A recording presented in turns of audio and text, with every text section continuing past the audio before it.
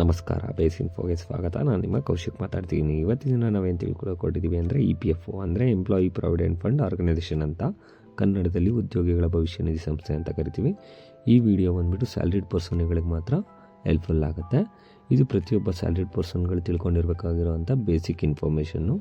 ನಾವು EPFO ಇಂದ ನಮಗೆ ಏನೇನು ಬೆನಿಫಿಟ್ ಸಿಗುತ್ತೆ ಅಂತ ಈ ವಿಡಿಯೋದಲ್ಲಿ ತಿಳ್ಕೊಳ್ಳೋಕೆ ಹೊರಟಿದ್ದೀವಿ. ಓಕೆ, ಅದರಲ್ಲಿ ಮೊದಲನೇದಾಗಿ ಬಂದು ರಿಟೈರ್ಮೆಂಟ್ ಸೇವಿಂಗ್ ಸ್ಕೀಮ್, ನಿವೃತ್ತಿ ಉಳಿತಾಯ ಯೋಜನೆ ಅಂತ ಕನ್ನಡದಲ್ಲಿ ಕರಿತೀವಿ.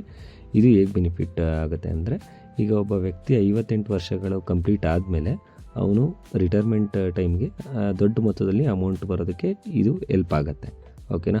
ಮಧ್ಯದಲ್ಲಿ EPFO ಬಂದುಬಿಟ್ಟು ಪಾರ್ಷಲಿ ವಿಡ್ರಾ ಮಾಡ್ಕೊಬೋದು. ಅವ್ರಿಗೆ ಯಾವಾಗ ಅಮೌಂಟ್ ನೆಸೆಸಿಟಿ ಇರುತ್ತೆ, ಅವರ ಎಮರ್ಜೆನ್ಸಿಗೆ ತಕ್ಕಂತೆ ವಿಡ್ರಾ ಮಾಡ್ಬೋದು. ಬಟ್ ಇದು 58 ವರ್ಷ ಆದಮೇಲೆ ತೊಗೊಂಡ್ರೆ ಅವ್ರಿಗೆ ಬಲ್ಕಾಗಿ ಅಂದರೆ ಜಾಸ್ತಿ ಅಮೌಂಟು ಸಿಗುತ್ತೆ. ಆವಾಗ ಅವ್ರಿಗೇನಾದರೂ ರಿಕ್ವೈರ್ಮೆಂಟ್ಸ್ ಇದ್ದರೆ ಅದನ್ನು ಫುಲ್ಫಿಲ್ ಮಾಡ್ಕೊಬೋದು. ಆ ಟೈಮಲ್ಲಿ ಅವ್ರಿಗೆ ಹೇಗಿದ್ರೂ ಏಜ್ ಆಗಿರುತ್ತೆ, ಆ ಟೈಮಲ್ಲಿ ಅವ್ರಿಗೆ ಫ್ಯೂಚರ್ಗೆ ಬೇಕಾಗತ್ತೆ ಆ ಮನಿ. ಓಕೆ, ಅದನ್ನು ಬಿಟ್ಟು ಇನ್ನೂ ಒಂದು ಬಂದುಬಿಟ್ಟು ಪೆನ್ಷನ್ ಸ್ಕೀಮ್ ಅಂತ, ಕನ್ನಡದಲ್ಲಿ ಪಿಂಚಣಿ ಯೋಜನೆ ಅಂತ ಬರುತ್ತೆ. ಇದರಿಂದ ಏನು ಬೆನಿಫಿಟ್ ಆಗುತ್ತೆ ಅಂದರೆ, ಈಗ ಒಬ್ಬ ವ್ಯಕ್ತಿ 58 ವರ್ಷ ದಾಟಿದ ಮೇಲೆ ಅವ್ರಿಗೆ ಪ್ರತಿ ತಿಂಗಳು ಪಿಂಚಣಿ ಥರ ಬರೋ ಥರ ಮಾಡ್ಕೊಬೋದು ಈ ಸ್ಕೀಮಿಂದ. ಅದನ್ನು ಬಿಟ್ಟು ಇನ್ನೂ ಒಂದು ಆಪ್ಷನ್ನು, ಪೂರ್ತಿ ಪ್ರಮಾಣದಲ್ಲೂ ಪೆನ್ಷನ್ನ ತೊಗೋಬೋದಾಗಿರುತ್ತೆ. ಮಂತ್ಲಿ ಬರೋ ಥರನೂ ಮಾಡ್ಕೋಬೋದು, ಮತ್ತು ಪೂರ್ತಿ ಒನ್ ಟೈಮ್ಗೆ ಪೆನ್ಷನ್ನ ತೊಗೊಬೋದಾಗಿರುತ್ತೆ. ಬಟ್ ಈ ಪೆನ್ಷನ್ ಸ್ಕೀಮಲ್ಲಿ 2 ರೀತಿ ಕಂಡೀಷನ್ಗಳಿದೆ. ಅದೇನೆಂದರೆ, ಯಾವ ಕಾರ್ಮಿಕ ವರ್ಕ್ ಮಾಡ್ತಾರಲ್ಲ, ಅದು ಮಿನಿಮಮ್ ಅವರು 10 ವರ್ಷ ವರ್ಕ್ ಮಾಡಿರಬೇಕಾಗಿರುತ್ತೆ. ಅದು EPFO ರಿಜಿಸ್ಟರ್ ಆಗಿರೋವಂಥ ಕಂಪನಿಗಳಲ್ಲಿ.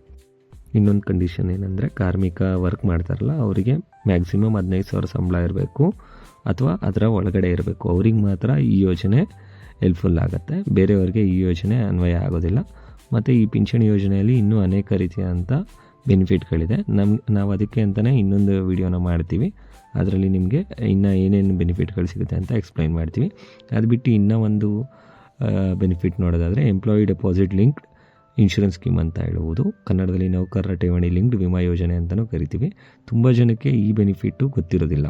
ಇದು ಏನಂದರೆ ಇನ್ಶೂರೆನ್ಸ್. ಓಕೆ, ಈ ಇನ್ಶೂರೆನ್ಸ್ ಹೇಗೆ ವರ್ಕ್ ಆಗುತ್ತೆ ನಮಗೆ EPFO ಅಲ್ಲಿ ಅಂದರೆ, ಒಬ್ಬ ವರ್ಕರ್ ಈಗ ಒಂದು ಕಂಪನಿಯಲ್ಲಿ ವರ್ಕ್ ಮಾಡ್ತಾ ಇರ್ತಾನೆ. ಅವನು ವರ್ಕ್ ಮಾಡ್ತಾ ಇರಬೇಕಾದ್ರೆ ಅಕಸ್ಮಾತಾಗಿ ಅವರು ಡೆತ್ ಆಗುತ್ತೆ ಅಂದರೆ, ಅವರು ಮಿನಿಮಮ್ 12 ಮಂತ್ಸ್ ಏನಾದರೂ ಅದೇ ಕಂಪ್ನಿಯಲ್ಲಿ ವರ್ಕ್ ಮಾಡಿದರೆ ಆವಾಗ ಅವ್ರಿಗೆ ಬಂದುಬಿಟ್ಟು ಅಪ್ ಟು 1 ಲಕ್ಷದವರೆಗೂ ಬೆನಿಫಿಟ್ ಸಿಗುತ್ತೆ ಇನ್ಶೂರೆನ್ಸ್ ಅಮೌಂಟು. ಅದೇ 12 ತಿಂಗಳಿಗಿಂತ ಜಾಸ್ತಿ ವರ್ಕ್ ಮಾಡಿದರೆ ಆವಾಗ ಅವ್ರಿಗೆ 2.5 7 ಲಕ್ಷದವರೆಗೂ ಅಮೌಂಟ್ ದೊರೆಯುತ್ತೆ. ಇದು ಬಂದು ಯಾರ ಹೆಸರು ನಾಮಿನಿ ಕೊಟ್ಟಿರ್ತಾರಲ್ವ ವರ್ಕರು, ಅವರಿಗೆ ಈ ಅಮೌಂಟು ದೊರೆಯುತ್ತೆ. ಇದಕ್ಕೆ ಯಾವುದೇ ರೀತಿಯಾದಂಥ ಪ್ರೀಮಿಯಮ್ ಅಮೌಂಟು ಏನು ಕಟ್ಟೋಂಗಿರೋದಿಲ್ಲ. ಇದು EPFO ಕಡೆಯಿಂದ ಅವ್ರಿಗೆ ಕೊಡ್ತಾ ಇರೋವಂಥ ಬೆನಿಫಿಟ್ ಆಗಿರುತ್ತೆ.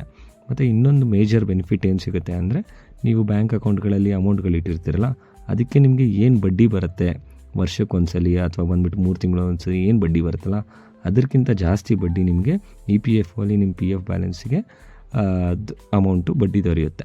ಓಕೆ, ನಾನು ಕೊಟ್ಟಿರೋಂಥ ಇನ್ಫಾರ್ಮೇಷನ್ ನಿಮಗೆ ಹೆಲ್ಪ್ಫುಲ್ ಆಗಿದೆ ಅಂದ್ಕೊಂಡಿದ್ದೀನಿ. ಹೆಲ್ಪ್ಫುಲ್ ಆಗಿದ್ರೆ ದಯವಿಟ್ಟು ವಿಡಿಯೋನ ಲೈಕ್ ಮಾಡಿ, ಯಾರ್ಯಾರಿಗೆ ವಿಡಿಯೋ ಹೆಲ್ಪ್ಫುಲ್ ಆಗುತ್ತೆ ಅವ್ರಿಗೆ ವಿಡಿಯೋನ ಶೇರ್ ಮಾಡಿ. Thank you guys.